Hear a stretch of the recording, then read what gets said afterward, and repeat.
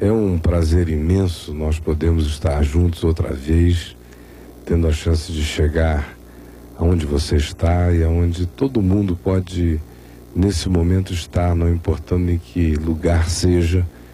O que para mim de fato interessa é o fato de que essa comunicação está estabelecida. E eu queria ler um texto aqui no livro de Salmos, que todo mundo de um modo geral conhece. Ele está presente na cultura ocidental de várias formas, mas pouca gente de fato acredita, crê e tem a experiência de que isso aqui possam ser muito mais do que palavras belas e faladas de maneira harmônica e doce. Pouca gente experimenta os conteúdos aqui afirmados e anunciados como um bem pessoal a ser conhecido, a ser provado na vida, a ser usufruído na existência para o bem do próprio indivíduo. É o Salmo 23 que diz assim: o Senhor é o meu pastor e nada me faltará. Ele me faz repousar em pastos verdejantes. Leva-me para junto das águas de descanso. Refrigera minha alma. Guia-me pelas veredas da justiça por amor do seu nome. Ainda que eu ande pelo vale da sombra da morte, não temerei mal nenhum, porque tu estás comigo. A tua vara e o teu cajado me consolam. Preparas-me uma mesa na presença dos meus adversários. Unges minha cabeça com óleo, o meu cálice transborda. Bondade e misericórdia certamente me seguirão todos os dias da minha vida, e eu habitarei na casa do Senhor para todo sempre. Amém. Olha só, o grande drama, a grande angústia, a grande aflição humana tem a ver com insegurança. As pessoas vão a um consultório psicológico, psicanalítico, ou procuram um sacerdote, ou um pastor, ou um guia espiritual, seja lá o que for, na esperança de poderem resolver suas questões interiores. E se você, por exemplo, olhar do ponto de vista da psicanálise ou da psicologia, depois de um tempo, dado ao próprio fato de que você começa a se relacionar intensamente com a variedade, a diversidade humana e com você mesmo, você, como um profissional da área de psicanálise, por exemplo, começa a entender as engrenagens, as engenharias, essa aparelhagem psíquica e boa parte do funcionamento dela, dos princípios mais fundamentais que sempre estão presentes na constituição do ser humano e da problemática humana.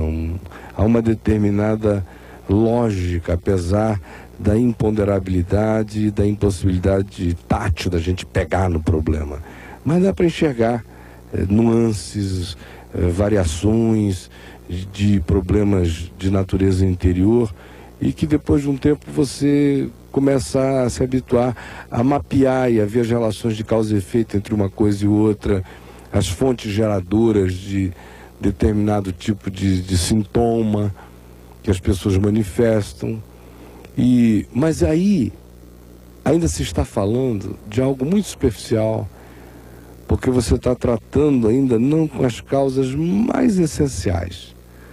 Aquilo que a psicanálise indica como fonte praticamente essencial, matriz, geradora de uma série de coisas que acabam se transformando em desordens, em caroços, em sintomas, em calombos comportamentais, existenciais, emocionais, afetivos, seja lá de que ordem for, ainda são coisas muito rasas, porque de fato a questão humana é muito mais profunda e ela chega a níveis e em dimensões para as quais nós humanos não temos equipamento para lidar, para chegar, para tratar, não temos meios, nem temos instrumentos. Isso tem a ver com a essência do nosso ser, com o nosso espírito.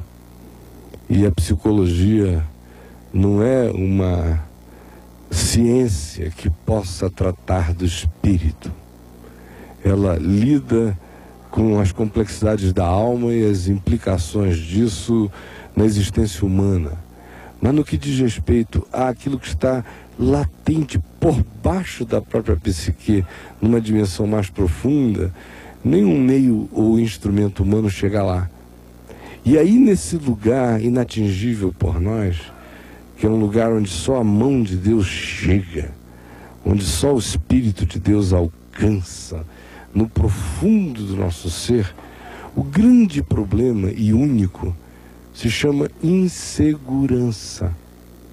Insegurança é o que habita de modo latente a alma de todo ser humano. Há alguns que se entregam à insegurança e se mostram inseguros. E a gente olha e diz, poxa, o fulano é inseguro. Há outros que lutam contra essa insegurança e ela acaba se transformando em outras coisas na vida do indivíduo. Muitas vezes o indivíduo extremamente inseguro se manifesta arrogante, como um mecanismo de compensação dessa insegurança interior. Ele se torna uma pessoa que pro lado de fora parece ser inatingível, mas é só a camada, sua casca, sua capa. Às vezes ele é inseguro, mas ele camufla a insegurança dele através de um projeto de vida cheio de conquistas afetivas e amorosas.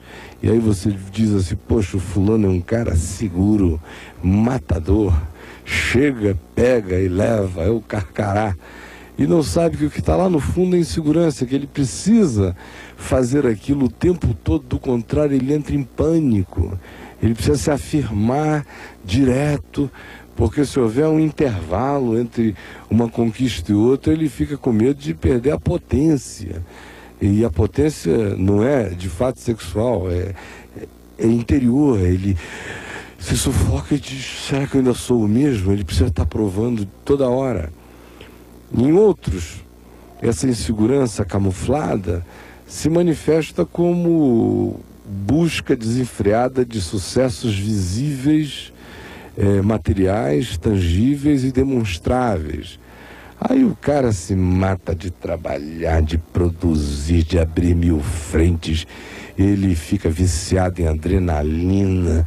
A alma dele pulsa o dia inteiro naquele frenesi realizador. Ele precisa fazer. E a gente olha de fora e diz, pô, que cara corajoso, corre risco, mete a mão, faz e acontece. Tire dele o único mês de produtividade que você vai ver como esse indivíduo é um ratinho. Aposente-o subitamente e você vai ver como ele é um hamster nervoso.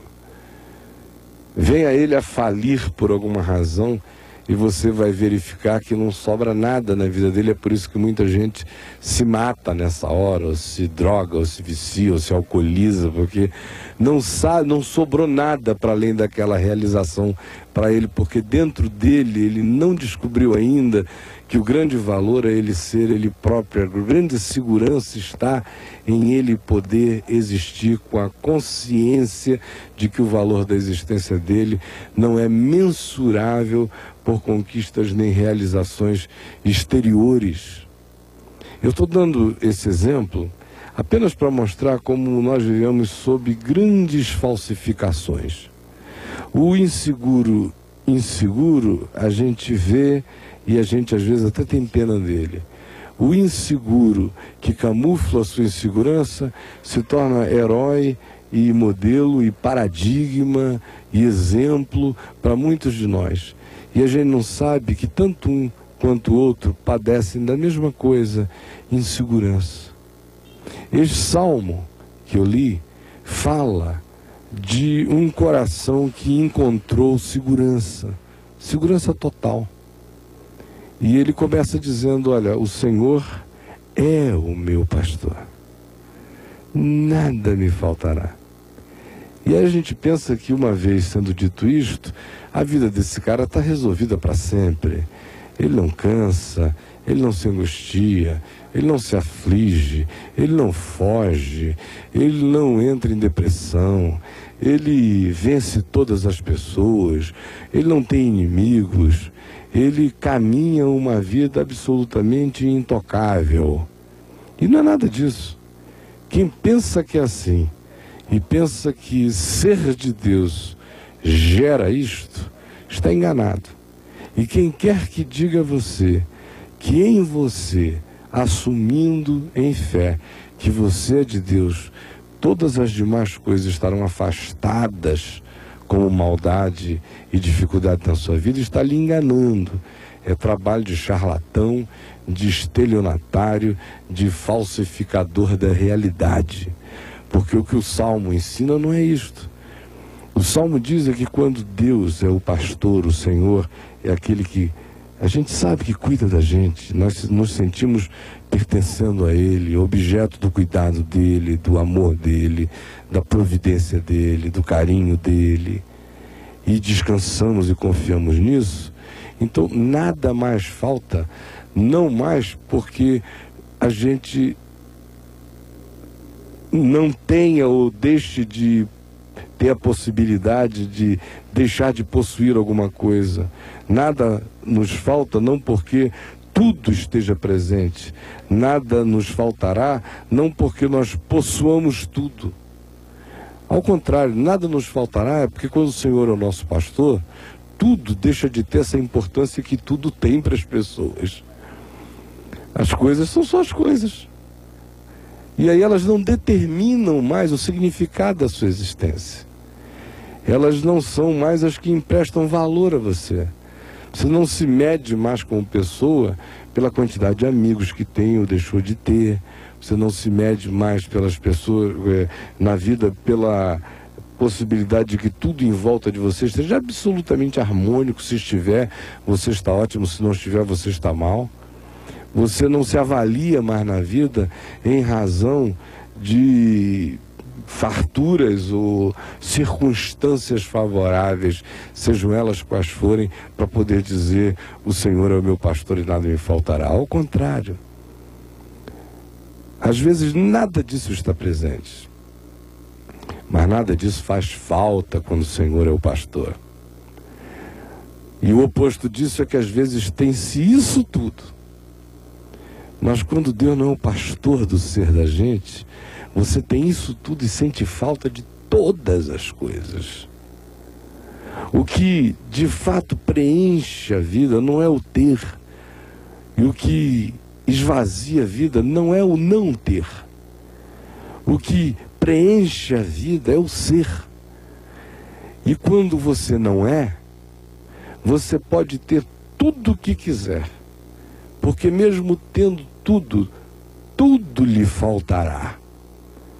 Agora, quando você é pastoreado pelos céus e a sua vida encontrou confiança, segurança, descanso em Deus, nesse dia, ainda que tudo lhe falta, nada lhe fará falta, porque o Senhor é o seu pastor, a sua porção, a sua herança, a sua riqueza, o arrimo da sua sorte, a sua cidadela, o seu alto refúgio, a sua sombra, a asa que acolhe você. Ele é o seu ninho, ele é o seu pouso, ele é o seu conforto, ele é a sua esperança, ele é a sua certeza inamovível, ele é o invisível a quem você enxerga pela fé. Quando ele é o seu pastor, aí então, ainda que os montes se abalem, e os mares tumultuem e espumejem, e os tsunamis venham, e os ventos batam uivantes contra a existência da gente, e o amigo íntimo levante contra nós o calcanhar e nos traia, e o pai e a mãe venham a nos desamparar, e os filhos não nos reconheçam, e os amigos nos voltem para lá a face e nos ignorem, ainda assim você caminha firme, porque o Senhor é o seu pastor. E ainda que sentindo as dores das ausências, nada lhe faltará, porque você é habitado por uma presença absoluta, por uma certeza inamovível, por uma confiança sólida no ser. É isto que faz toda a diferença. O Salmo não promete isenção de dificuldades. O Salmo não promete farturas materiais. Aliás, se esse salmo foi escrito por Davi na idade que se supõe que ele o escreveu, ou seja, a mais tenra idade, na juventude, ele não só experimentava naquele tempo todas as contingências da relatividade da vida e das dificuldades e privações, como passou as décadas seguintes como um fugitivo, andarilho, hebreu, de caverna em caverna, de vale em vale, de fenda em fenda, de Quênia em Quênia, fugindo do rei Saul durante muito tempo. Ou seja, faltava tudo, só não faltava nada. Porque o Senhor é o meu pastor, nada me faltará. Mas do ponto de vista das coisas práticas da vida, o Senhor é o seu pastor, mas você cansa. É por isso que ele diz, ele me faz repousar. O Senhor é o seu pastor, mas você tem dúvidas. Por isso é que ele diz que ele guia você por veredas de justiça, veredas retas, veredas boas, veredas seguras. O Senhor é o seu pastor, mas você precisa encontrar descanso. Não é porque você não canse mais na vida, você vai cansar muito. Mas você vai encontrar um descanso no cansaço. E ainda que às vezes você esteja extenuado, e até para o lado de fora dizendo eu não aguento mais, mas do lado de dentro você mesmo sabe que não existe fim da linha quando o Senhor é o pastor da gente. A gente suporta, porque existe uma fortaleza que nos fortalece. Quando o Senhor é o pastor, isso não significa que você só ande em dias claros. Há dias maus, há dias de sombra da morte, há sustos, há fraquezas, há dificuldades, há privações, há enfermidades, há tudo isso. Mas você não vai temer mal algum, porque nenhuma dessas coisas tem o poder de fazer mal quando o Senhor é o pastor da gente. Elas só têm o poder de fazer mal quando a gente está por conta própria, porque elas assumem soberanamente a nossa existência e se tornam as tiranas da nossa caminhada, determinam se a gente fica alegre, se a gente fica triste, se a gente fica, se a gente vai, se a gente levanta, se a gente não levanta, se a gente trabalha, se a gente se deprime. A gente fica à mercê das informações negativas o tempo todo. Mas quando o Senhor é o pastor, você anda pelo vale da sombra da morte e não teme mal nenhum.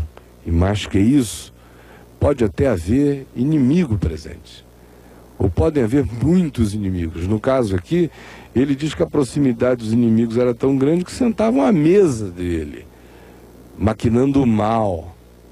Então o fato de você ser pastoreado por Deus não o priva dos conflitos desse tempo, dessa vida, da presente ordem de coisas, de modo algum. E os inimigos gostam de estar à mesa da gente, é próximo mesmo, é onde a inveja engorda, observando cobiçosa. Ou seja, ninguém é poupado desse tipo de coisa, porque Deus é o nosso pastor. A diferença é o que diz o Salmo, é que enquanto os outros estão conspirando, o seu cálice está transbordando. Eles estão à mesa babando de inveja, ou raivosos, ou cheio de maquinações, mas você não tem a sua vida levada, conduzida e guiada pelas opiniões deles e nem é um objeto de resposta às provocações deles. Quando o Senhor é o seu pastor, você anda por conta própria. Ninguém vai desviar você do curso da sua natureza. Não é porque ele diz que gosta de você que você fica bem. Não é porque ele diz que não gosta de você que você fica mal. E eu não estou dizendo isso porque eu aprendi isso na teoria. Eu vivo isso na prática a minha vida inteira. Desde 18 anos de idade, antes disso, antes de eu me converter, isso não era um problema para mim. Eu passei a minha vida inteira com muita gente me amando e muita gente me antipatizando. E eu aprendi, antes de aprender, que eu não estava nem aí, que esse não era um dado importante.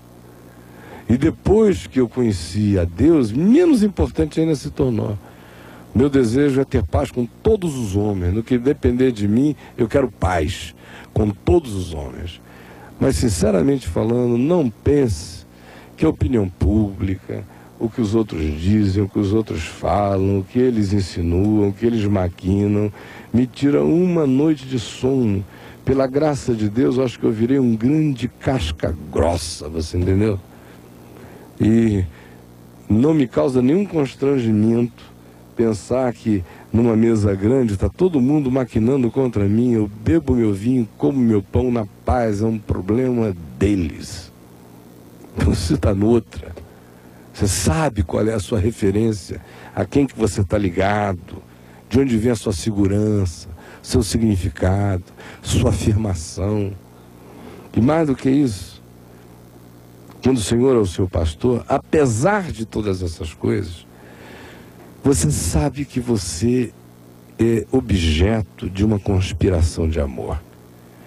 Você sabe que apesar de todas as dificuldades, a bondade e a misericórdia seguirão você todos os dias da sua vida.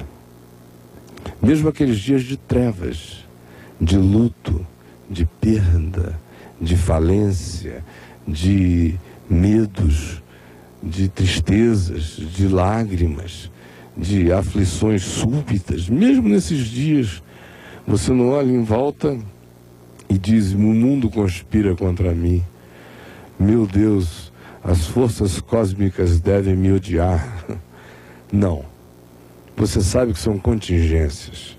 Jesus mesmo disse: no mundo tereis aflições, mas tende bom ânimo.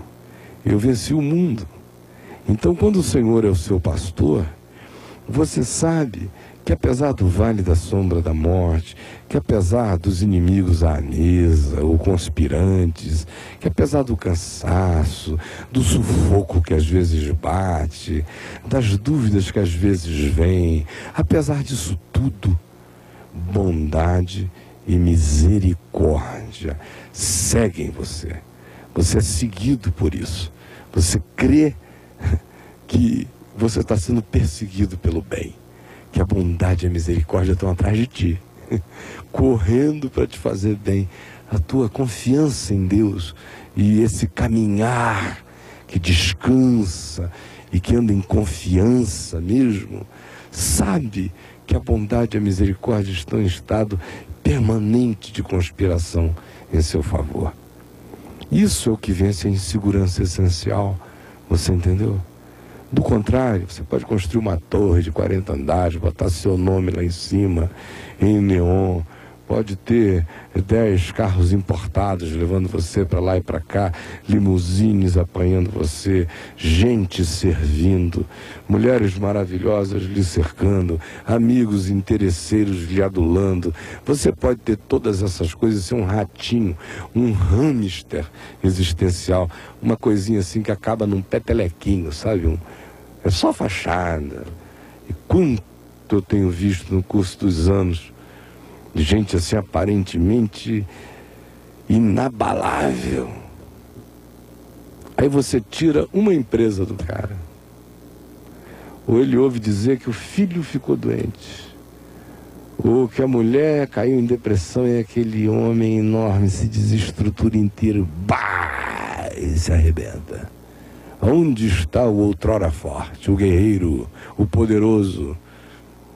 Ele estava só escondido atrás de grandes empresas, estava só escondido atrás de influências e relacionamentos importantes, estava só escondido atrás da fachada, da cara, ou da arrogância, ou de uma atitude vitoriosa, que esconde o bichinhozinho frágil, esse grilinho que é você, e que tenta até se parecer com uma coisa maior para camuflar sua própria insegurança.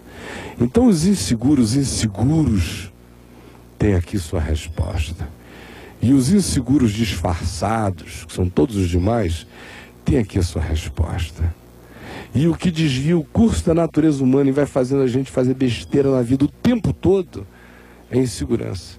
É pela insegurança que a gente trai, é pela insegurança que a gente rouba, é pela insegurança que a gente mata, é pela insegurança que a gente cobiça, é pela insegurança que a gente acumula, é pela insegurança que a gente anda ansioso. Insegurança está na base de tudo. E o que cura a segurança, como eu disse, é confiança. E não é autoconfiança.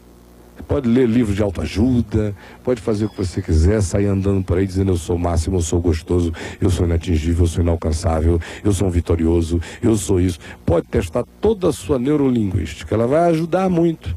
Como ajuda a Amway, como ajuda todos os esquemas de positividade de venda, de agressividade do mercado. Funciona como uma lei, mas tem um limite. Tem um limite. O limite, meu querido, é a cacetada cósmica. O limite é na hora que o negócio chega, sacode assim todinho, cai tudo. Aí você tem que ficar só, e aí nessa hora você vai ver se é ou não é. E não há bom e nem há remédio, nem há autoconfiança para esse momento.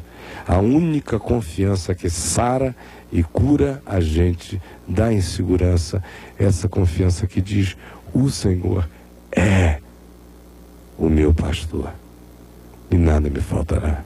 Confia nele, se entrega. Sabe que se tem, tem porque ele deu. Se não tem, não tem porque ele tirou. Nenhuma dessas coisas vão determinar o curso da sua caminhada. Você está num nível superior a isso. A vida do homem não consiste na abundância de bens que ele possui, nem no seu vestuário, nem no seu poder de empreender do lado de fora. A vida do homem é feita de paz e de confiança. Onde não há paz e não há confiança, aí existe apenas, na melhor das hipóteses, um arrogante enganado por um tempo, até o dia em que a canelada dele vai chegar e ele vai ver que todos os seus aparatos não lhe servem para proteger, guarnecer e apaziguar a alma. Era isso que eu queria dizer a você e fazer um convite para você estar com a gente no La Salle. O endereço está passando aí, e trazer um amigo. E às vezes é no La Salle, às vezes é em outro lugar, mas o endereço sempre está passando aí, aos domingos. Eu queria que você viesse e também que você visitasse o meu site, www.caiofabio.com. Vá lá e leia. Tudo isso que eu falei aqui tem lá em abundância para você ler meses sem parar. E creia no que foi dito, não porque seja uma palavra minha. As minhas palavras não significam nada, mas essa que eu falei aqui significa tudo. E não há poder no mundo que seja supremo sobre essa verdade aqui declarada. Eu espero você na semana que vem. Tenha uma semana feliz, com a graça de Deus. Até lá.